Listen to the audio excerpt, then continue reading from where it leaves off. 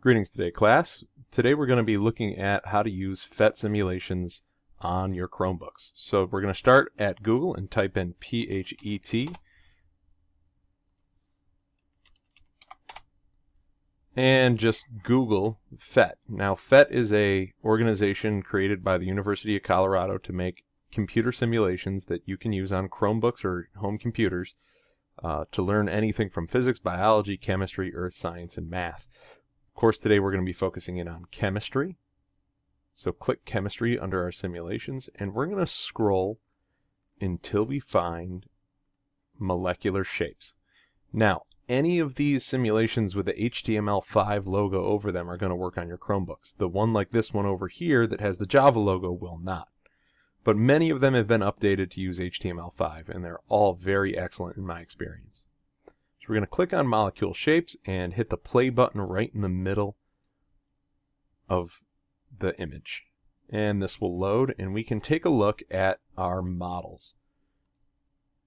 Now right here we have a way to build different models of different molecules, and it's limited to simple binary compounds. So we have a central atom here that's just in purple, and we have two peripheral atoms here. This is showing us sp hybridization and a linear molecular geometry. Now it makes the distinction here between molecular geometry and electron geometry. We can remove one of those atoms and add a lone pair, and we still have the same geometry and electron geometry. But when we add in another atom, we get trigonal planar electron geometry, and you can see the triangle shape, and turn this down to the end and see that it is planar, but the molecule itself is bent. And we can continue to add to this. This is a trigonal pyramid molecular geometry based on a tetrahedral electron geometry. And one of the neat things about this too is you can bend the molecule around and drag it, and it just shows how through valence shell electron pair repulsion, VSEPR, we can see the shape of the molecules. Now you guys are free to create whatever molecules you want.